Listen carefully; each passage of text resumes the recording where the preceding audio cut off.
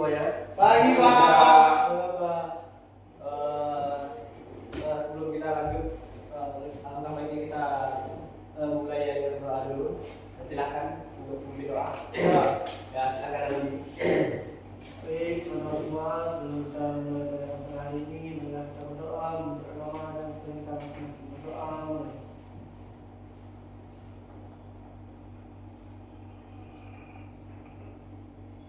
Berdoa selesai.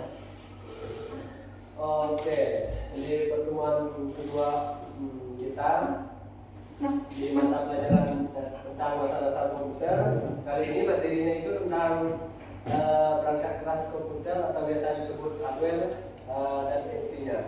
Nah, di sini nanti Bapak akan menjelaskan tentang apa itu hardware dan fungsinya. Namun terlebih dahulu Bapak akan menjelaskan tentang pengertian komputer. Nah, kata komputer itu sendiri berasal dari bahasa Latin yaitu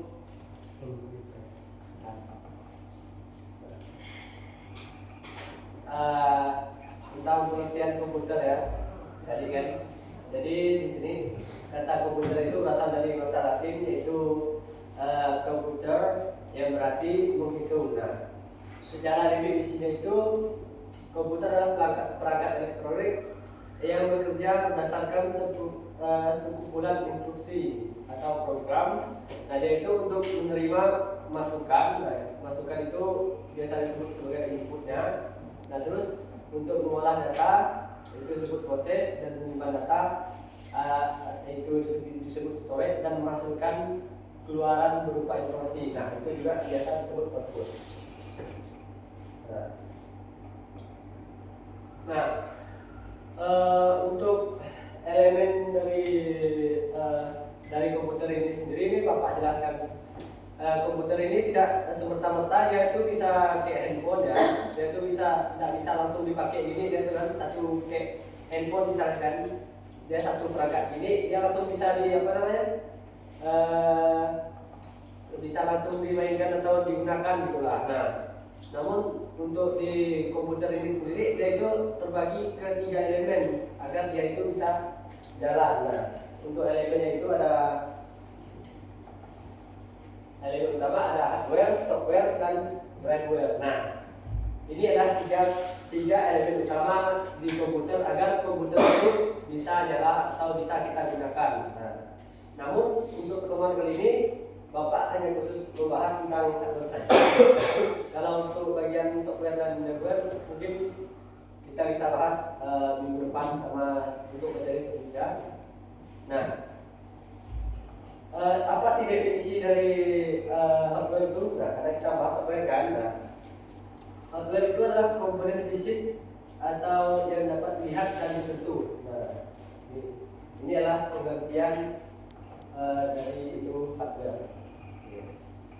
Bapak jelaskan masuk ke pengertian hardware-nya ya. Oke, untuk itu perangkat keras atau hardware itu sendiri adalah seluruh komponen fisik komputer. Nah, tadi Bapak sampaikan, yang dapat dilihat. Nah, itu bisa kita lihat dan disentuh secara langsung. Nah, ingat ya itu ya. Serta berfungsi menjalankan proses kerja komputer mulai dari menerima data, mengolah data, menyimpan data, hingga menampilkan informasi kepada pengguna. Nah, contoh hardware yang umum dijumpai itu kira-kira apa? Apa? Bos. Ya, bos. Habis itu Monitor. Oke, monitor. Keyboard, ya. Ada lagi? Headphone. Apa? Headphone. Ya, bisa disebut. Ya. Tapi headphone itu sebenarnya dia itu sampai headphone pun dia masih bisa bisa menjalankan komputer ya. Jadi secara spesifik itu tidak masuk ya, tidak sesuai. Ini Bapak akan jelaskan contoh hardware yang umum dijumpai ya. Yang pertama itu adalah tadi itu CPU. Siapa jawab CPU? Tidak ada ya. Nah, yang kedua itu ada motherboard. Yang ketiga ada RAM atau memori utamanya. Nah, yang keempat ada hard disk atau SD. Nah, itu untuk media penyimpanan. Yang kelima ada keyboard dan mouse. Yang keenam itu ada monitor printer. Dan yang terakhir ada power supply unit atau PSU yang biasa kita sebut tuh, yang biasa kita singkat ya. Nah, dari keenam berapa? Oh ya, dari ketujuh contoh hardware yang umum dijumpai. Nah, ini yang umum dijumpai. Kalau kalian ada yang lain dari ini bisa tolong sampaikan. Karena ini Bapak mengambil materinya cuma dari artikel sama artikel tentang yang membahas game itulah. Apa namanya? Yang sesuai sama materi inilah, materi pada hari ini. Lanjut kita masuk ke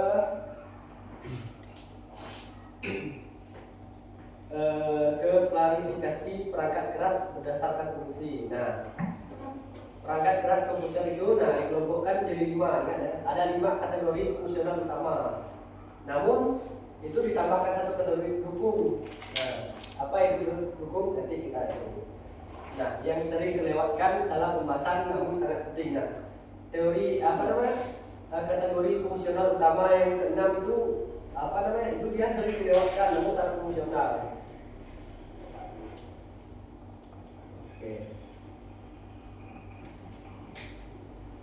Nah, untuk kategori fungsional utama itu ada tadi kan ada 5 jenis sama satu tambahan kan. Nah, untuk yang pertama itu dia disebut dengan input request perangkat masukan. Nah, input perangkat request masukan itu bisa dibilang dia itu adalah perangkat keras yang berfungsi memasukkan data, perintah atau sinyal dari pengguna ke dalam sistem komputer agar dapat diproses oleh CPU. Nah, data yang dimasukkan itu dapat berupa teks, gambar, suara, video, perintah pengguna, klik atau sebuah gerakan. Nah, di dalam input device itu sendiri atau perangkat masukan itu ada beberapa perangkat. Nah, contohnya itu ada keyboard, mouse, scanner, mikrofon, dan webcam. Nanti Bapak akan jelaskan satu-satu. Nah, kita mulai dari yang pertama dulu. Itu ada ini ada nggak ya? Ini ada keyboard dan mouse. Nah, di keyboard dan mouse ini input berupa papan tombol yang biasa buat kalian ngetik itu. Nah, yang digunakan untuk masukkan karakter huruf, angka, simbol, dan perintah ke bentuk komputer. Nah,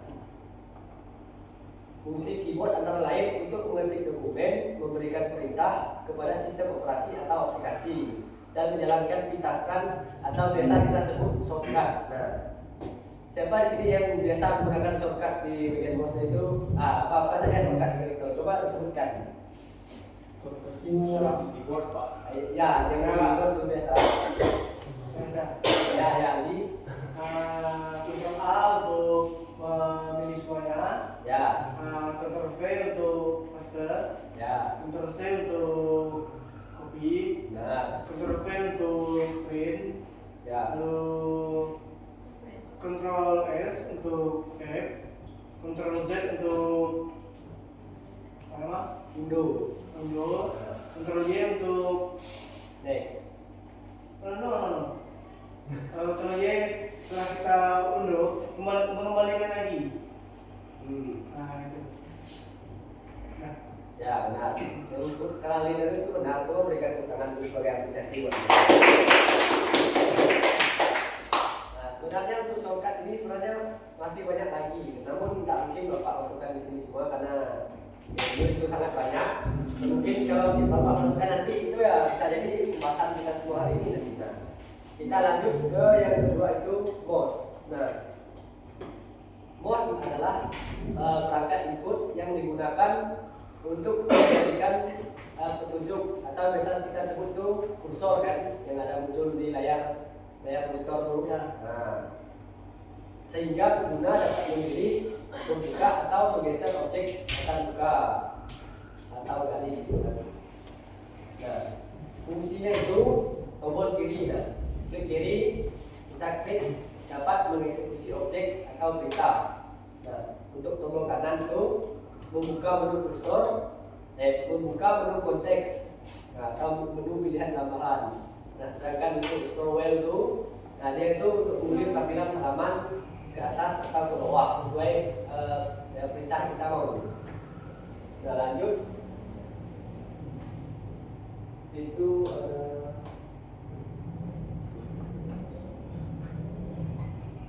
oke. Tadi karena yang satu dari itu kan udah bukan yang input device perangkat input device perangkat masukan. Nah, sedangkan untuk yang kedua ini ada proses device atau perangkat pemrosesan. Nah, namun disclaimer dulu ya teman-teman, adik-adik sekalian. Nah, untuk di bagian input device tadi sebenarnya kan itu sebenarnya ada banyak untuk perangkat inputnya itu perangkat masukan. Karena tadi yang Bapak sebutkan itu cuma dua kan, keyboard sama mouse. Nah, di sini ada scanner, mikrofon dan webcam. Nanti tolong kalau ada yang bisa jelaskan dari tiga itu salah satunya atau yang kalian ketahui saja, coba jelaskan. Itu scanner, mikrofon dan webcam. Ada yang bisa jelaskan? Jelaskan fungsi saja menurut kalian lah.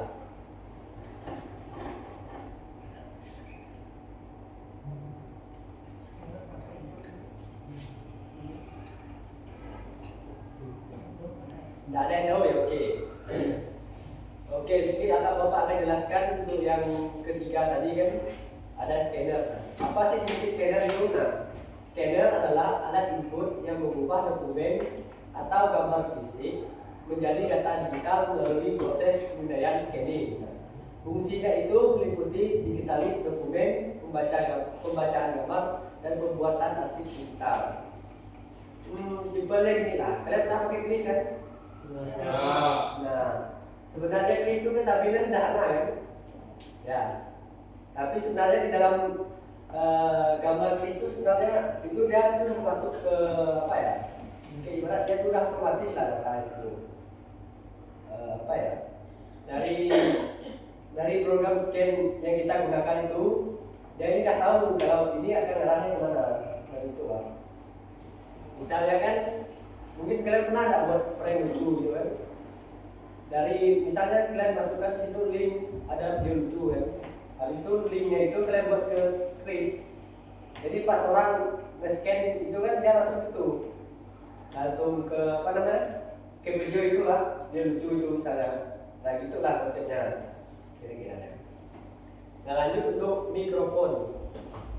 Nah mikrofon itu sebenarnya sudah jelas kan, ada alat input yang mengubah gelombang suara menjadi sinyal digital agar dapat diproses komputer. Nah, digunakan untuk rekam suara, panggilan video, dan perintah suara. Lanjut ke webcam. Nah, dari webcam ini kita sendiri sudah tahu kan? Webcam adalah kamera digital yang terhubung ke komputer untuk menangkap gambar diam maupun video secara langsung atau real time. Nah, umumnya itu digunakan untuk panggilan video, rapat daring dan rekam video. Nah, itu dia ada input device atau perangkat masukan yang ada di komputer. Di bagian klasifikasi perangkat keras berdasarkan fungsinya itu. Karena tadi ada 5 kategori atau 5 kategori utama kan. Nah, jadi yaitu masuknya ke input device itu sendiri atau perangkat masukannya yang bisa kita gunakan itu. Nah, lanjut ke processing device atau perangkat pemrosesan. Nah, apa sih itu? Nah, ini kita bahas. Processing device adalah kelompok perangkat keras yang mengolah data yang diterima dari input device menjadi informasi. Komponen utamanya adalah ada CPU, motherboard, GPU atau VGA. Nah, Bapak akan jelaskan ketiga ketiga komponen utama ini. Nah, Kita mulai dari CPU. Apa yang kalian ketahui singkat saja dari CPU itu atau pengetahuan kalian? Coba. Oke, Adi. CPU atau prosesor itu adalah otak dari komputer yang mengolah data dari informasi. Intinya semua hal yang dikerjakan pada PC yang inti pengolahan data di dalam PC tersebut adalah CPU yang mengolah semuanya. Jadi tanpa CPU komputer itu tidak bisa dengan manusia. Ya. Dia otak dan tidak bisa. Ya. Karena jika tidak ada CPU di dalam komputer itu, sekeras apapun kita memasukkan data, jika komputer tidak bisa memproses lewat CPU, maka dia tidak akan diproses. Nah, kecepatan kerja CPU itu diukur dalam satuan GHz yang menunjukkan jumlah siklus instruksi yang dapat diproses per detik. Nah, CPU modern juga bisa memiliki beberapa inti core dan thread yang memungkinkan pemrosesan tugas secara bersamaan atau multitasking. Nah, CPU itu sendiri tersusun dari apa sih? Nah, CPU itu tersusun dari 3 bagian utama. Ada yang bisa menjelaskan? CPU itu tersusun dari 3 bagian utama. Apa 3 bagian itu? Kira-kira ada yang tahu? Pertama lalu kontrol unit CPU, Ya, terus register. oke. Bisa jelaskan? Tersingkat saja. Lalu itu arithmetic logic unit, di mana dia itu untuk ketika ada hitungan maka dia akan memprosesnya. Terus untuk kontrol unit itu merupakan kontrol pusatnya yang mengontrol semua proses pemrosesan dalam suatu komputer. Kemudian register itu menyimpan. Penyimpanan sementara berkapasitas sangat kecil namun berkecepatan sangat tinggi di dalam GPU. Di dalam CPU digunakan untuk menyimpan data yang sedang diproses agar akses menjadi lebih cepat. Nah, itulah kita berikan apresiasi untuk mereka.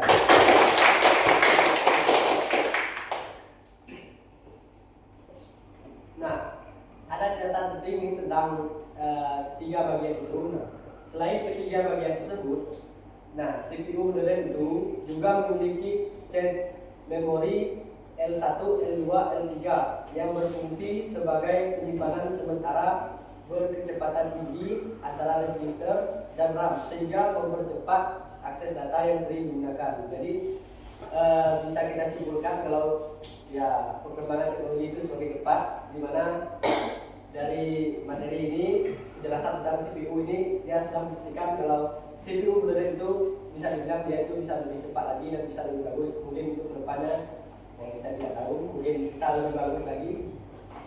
Nah, lanjut di komponen utama yang kedua itu ada motherboard.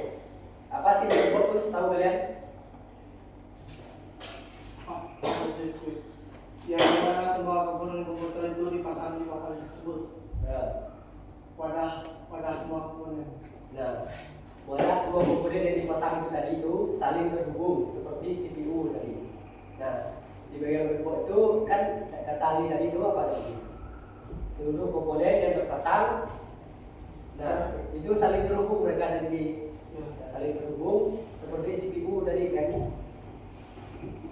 Itu ada RAM, VGA, storage, dan power supply. Nah, fungsinya adalah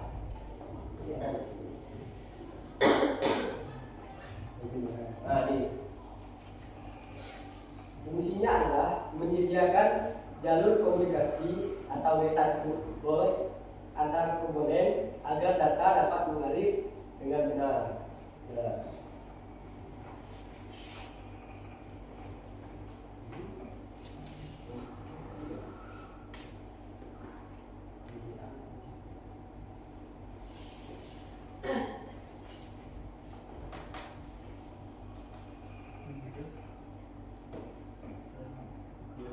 Lanjut ke komponen yang ketiga tadi kedua kan? Nah, yang ketiga itu ada PDA card atau GPU. Itu disebut dengan graphic processing unit. Nah, ada yang tahu tentang PDA card atau GPU itu? singkatnya atau tahu kalian?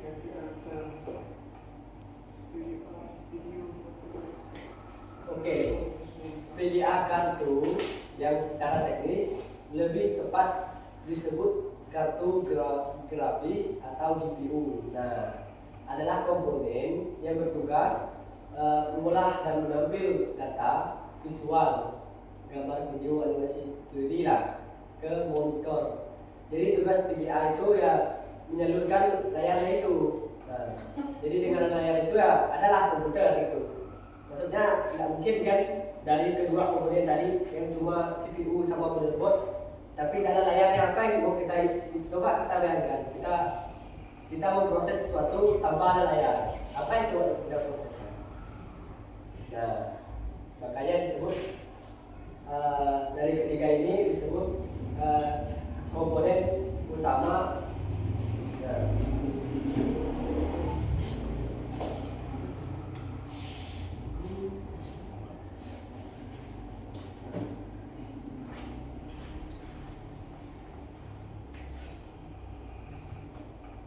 lanjut ke fungsional kategori fungsional utama yang ketiga.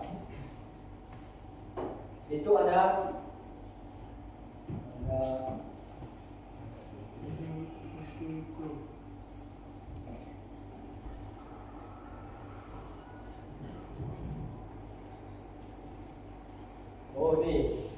itu ada perangkat memori internal. Memori internal adalah tempat penyimpanan data yang bekerja sangat cepat dan berhubungan langsung dengan proses kerja CPU. Nah, jadi dia ini berhubungan tadi sama yang ke apa namanya tadi itu fungsional utama itu yang kedua tadi itu. Nah, yang ketiga ini juga berhubungan, masih berhubungan ya, karena mereka itu satu apa namanya? Ya, masih bisa itu bahasa ya. Nah, di memory device ini terdapat dua jenis apa namanya? Terdapat dua jenis utama. Apa itu bisa disebut? Penyimpanan itu. Dua jenis penyimpanan utama. RAM Ya. dengan ROM. Ya. Coba ada yang bisa jelaskan atau RAM random access memory.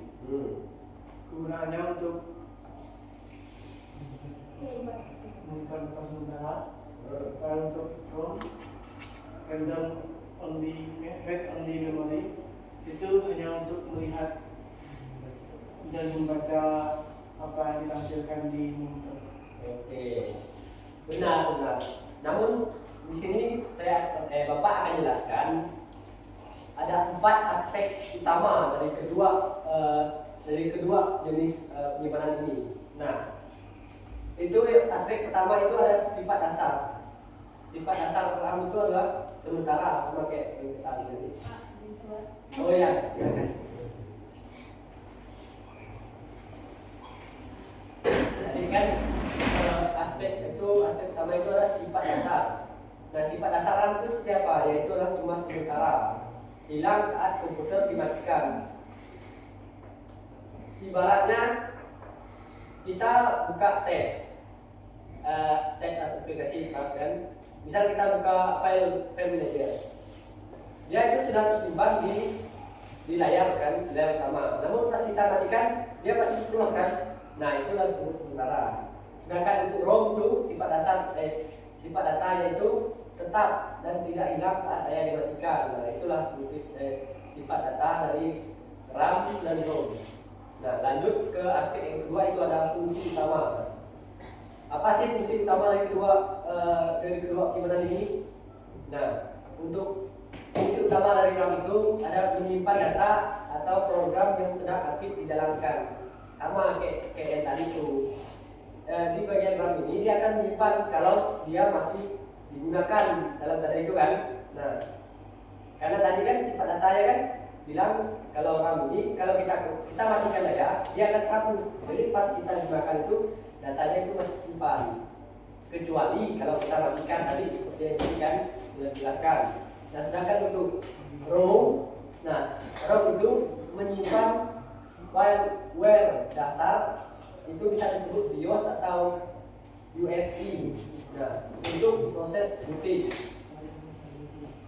untuk aspek ketiga ada kemampuan tulis, dapat dibaca dan ditulis ulang. Nah, itu adalah kemampuan tulis dari RAM. Sedangkan untuk ROM itu umumnya hanya dapat dibaca,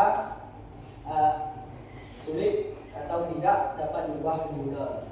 Karena ya ROM itu bersifat data permanen, dan sedangkan contoh penggunanya itu aspek yang keempat atau yang terakhir. Contoh penggunaan RAM itu menjalankan browser, aplikasi Office dan game. Nah, seperti yang saya katakan tadi, ROM ini berfungsi sebagai penyimpanan utama kalau dia itu masih kita dalam tanda petik itu fungsi utama itu apa ya, masih aktif digunakan atau sedang kita gunakan. Nah, sedangkan untuk ROM menyalakan komputer sebelum kita operasi dimuat. Nah, itu contoh penggunanya. Nah, semakin besar jadi catatan, semakin besar kapasitas RAM, misalnya 8 GB, 16 GB atau lebih. Nah, semakin banyak aplikasi yang dapat dijalankan secara bersamaan tanpa membuat komputer terlambat. Jadi istilah komputer ini beda sama HP ya. Kalau HP itu mungkin kita bisa jadi dia RAM-nya kecil. Kita bisa bandingkan HP RAM 25 lebih itu kan sama yang benar 1 tera. Kalau prosesornya itu masih sama, nah itu kalau di HP. Tapi kalau di laptop, kalian pernah juga pakai laptop yang ROM-nya itu bisa ditambahkan lagi itu. Nah, kalau pernah itu perbedaannya terasa sebelum kalian menambahkan ROM sama sudah menambahkan ROM. Nah, itulah tadi menjelaskan semakin besar kapasitas RAM, nah maka semakin banyak aplikasi dijalankan secara bersamaan tanpa membuat komputer melambat. Lanjut ke masih banyak nih. Ke kategori fungsi utama yang keempat, storage device atau perangkat penyimpan sekunder. Storage device adalah perangkat yang menyimpan data secara permanen. Artinya data tetap disimpan meskipun komputer dimatikan. Nah, ada aspeknya lagi nih dari yang perangkat penyimpanan sekunder. Itu ada 5 aspek. Sudah dijelaskan lebih contoh.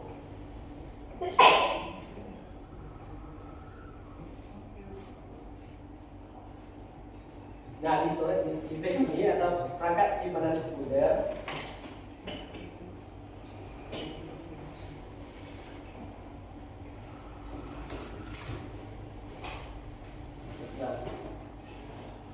dia itu ada 2 juga kayak tadi, itu HDD sama SSD.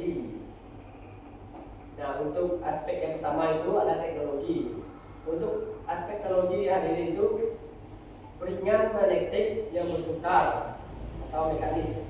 Nah, sedangkan untuk SSD itu chip memori flash. Nah, dia itu tanpa bagian penggerak.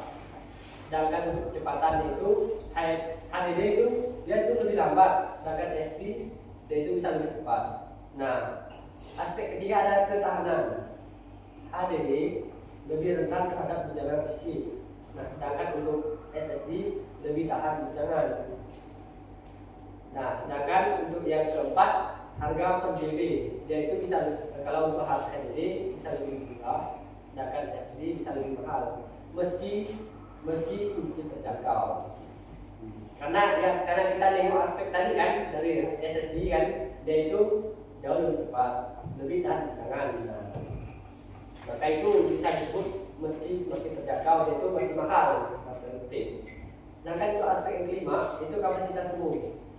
Nah, HDD itu dia dalam kapasitas sangat besar. Sedangkan untuk SSD dia itu kapasitas besar dan terus berkembang gitu. Kalau untuk SD bisa dibilang ini kan, kalau HDD itu tersedia dalam kapasitas sangat besar, namun dia itu tidak bisa berkembang seperti SD. Nah, selain HDD dan SD, terdapat pula flash disk atau media penyimpanan portable untuk memindahkan atau mencadangkan data.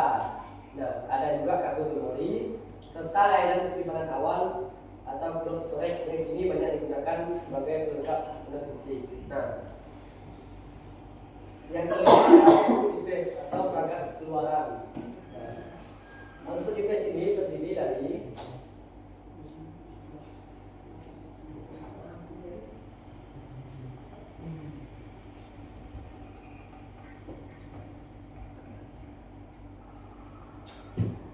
output device itu terdiri dari monitor, printer, speaker, dan proyektor.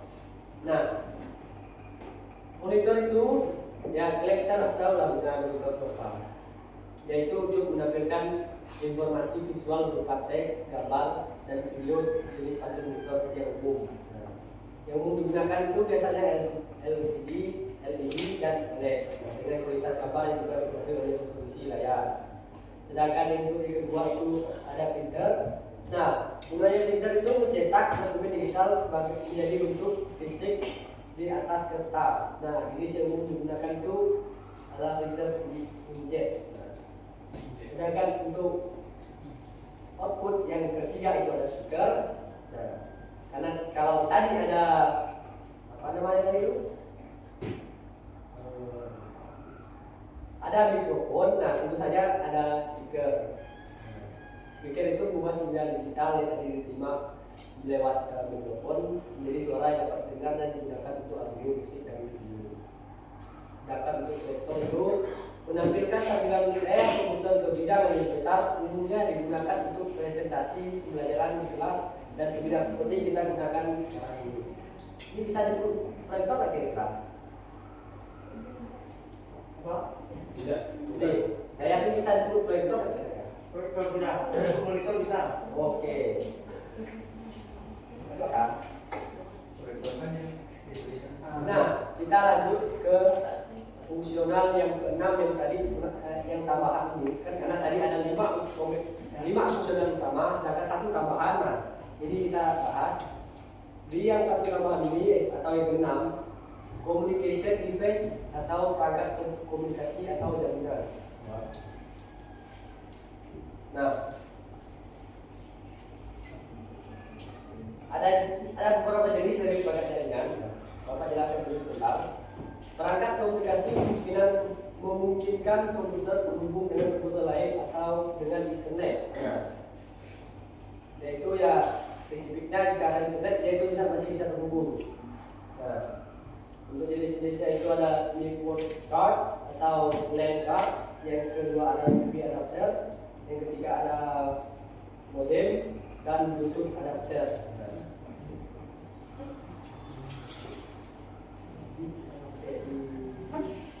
Kita sampai di klarifikasi perangkat keras berdasarkan fungsinya dengan menjelaskan perangkat keras komputer yang dikelompokkan menjadi 5 kategori fungsional utama dan ditambahkan 1 kategori pendukung, yaitu tadi yang saya jelaskan. Lanjut ke bagian power supply atau unit PSU. Apa yang kalian tahu tentang PSU ini?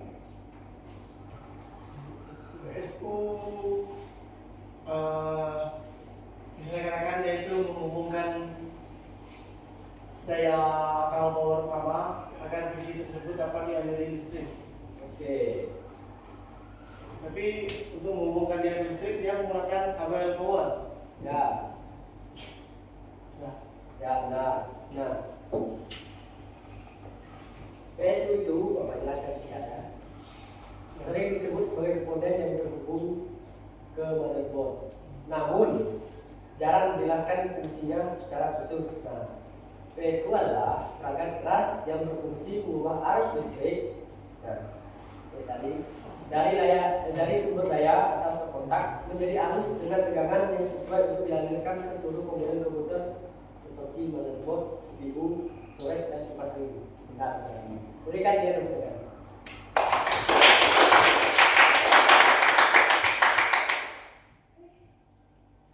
Nah, lanjut ke yang ke-5, yaitu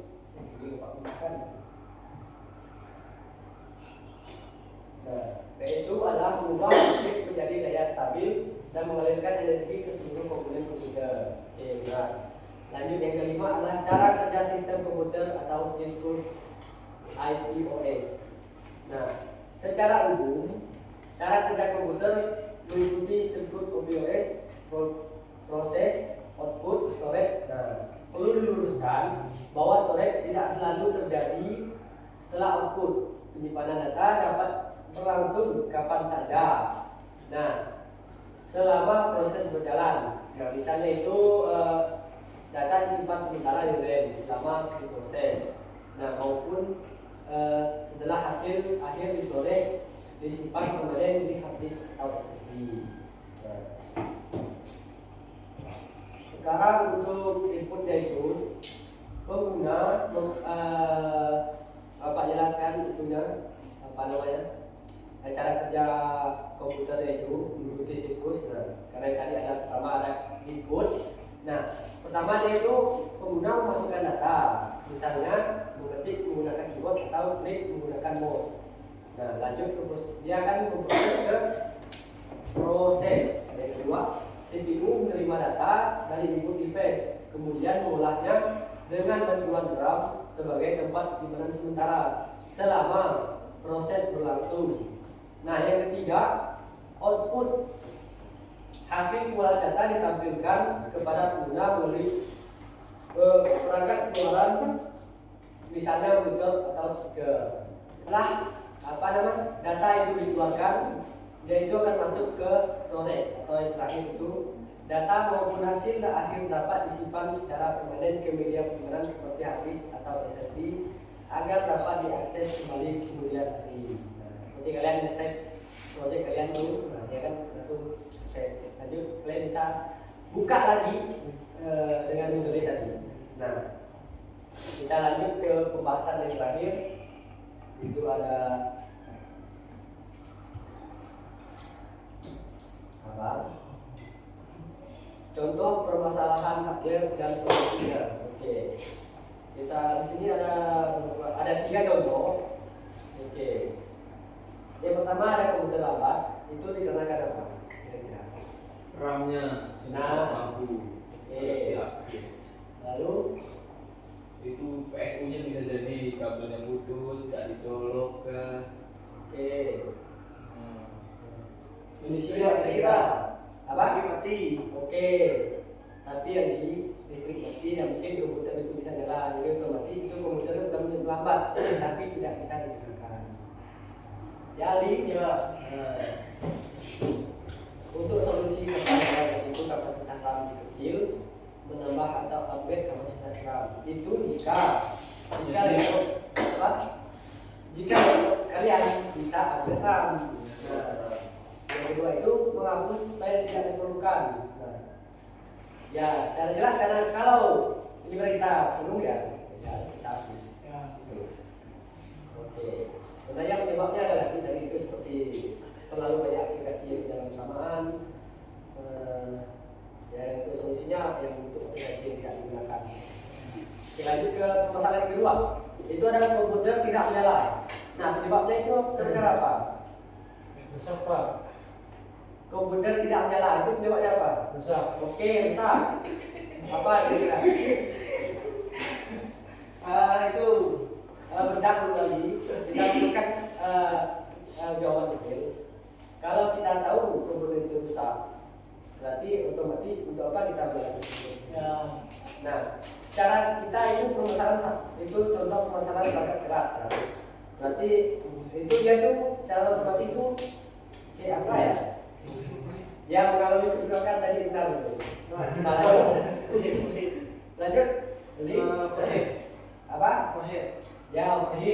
Nah, Atau yang tadi mati lampu? benar. Mati listrik Pak. Ya. Karena kalau mati lampu itu kepentingan lampu yang dimatikan listriknya udah nyala. Ya, benar. Oke. Kira-kira untuk solusinya apa? Kita cek dulu listrikan pada rumah kita. Lalu kita cek dulu apakah kabelnya sudah tercolok. Nah, ketika sudah tercolok, yang pertama itu kita lihat pada kipas PC-nya Pak. Oke. Kalau kipas pada power supply-nya menyala, nanti ada hal lain yang membuat PC itu tidak menyala lagi. Nah, kalau sampai pada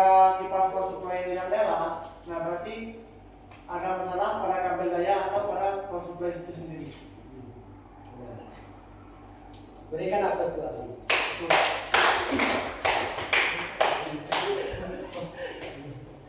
Oke, lanjut ke permasalahan terakhir. Kira-kira permasalahan terakhir ini apa? Yang sering kalian lupakan. Ini Bapak akan skip untuk permasalahan terakhir. Ini Bapak kasih kalian kira-kira coba sebutkan permasalahan apa yang sering kalian temukan di komputer. Blue screen. Oke, blue screen itu penyebabnya karena apa? Ada kegagalan proses pada saat pembaruan laptop atau PC atau komputer. Nah, Windows. oke, bisa juga karena overheat, ya? Yes. Ya, yes. Habis itu kira-kira ada lain tidak? Black screen. Black screen itu kenapa kira-kira? Itu sih mati. Itu black screen itu sama juga karena dia itu juga masalahnya juga overheat. Solusinya dipas. Ya, dikipas atau tunggu dingin dulu komputer tersebut. Oke. Lanjut, apa lagi kira-kira permasalahan kalian ini? Tentang komputer. Sering kalian temukan gitu. Apa? Hah? Oh, start. Oh, nge-freeze itu. Kalian nge-freeze. Oke. Terkadang itu Pak, saat ada PC dan monitor, terkadang yang dicolokkan itu hanya kabel monitor yang ke terminal. Ya. Sedangkan untuk mengkonekkan monitor PC-nya harus balik pasang. Ya. Itu biasanya yang buat lain. Ya. Ya. Itu yang karena kesalahan pemasangan, gitu kan? Ya. Nah, di sini Bapak menyimpulkan dari ketiga permasalahan, dari permasalahan yang sudah kalian sering itu rata-rata kenapa? Karena overheat tadi kan, black screen, freeze sama blue screen, blue screen ya itu dia. Itu karena laptop sebenarnya itu apa namanya? Semakin kita gebel atau semakin kita pakai itu, apalagi yang kita sebagai maksudnya itu kalian nanti sebagai yang mau jadi mahasiswa nanti itu, nah itu nanti pengalaman Bapak dulu di kampus tuh, itu Bapak itu buka banyak tab sehingga laptop Bapak itu sampai overheat. Kadang dia tuh ya kayak mobil jadi itu dia blue screen. Jadi itu sebenarnya nggak bisa disalahkan karena dengan judulnya tadi itu permasalahan yang kita sering temukan tadi yang itu sudah masuk. Oke, lanjut. Mungkin itu saja yang Bapak bisa jelaskan. Untuk bagian apa namanya? Semua mandiri siswa kalian, Bapak cuma minta kalian isikan itu saja. LKPD sama angketnya. Untuk LKPD sama angketnya itu udah betul. Ya, Google Pro maksudnya.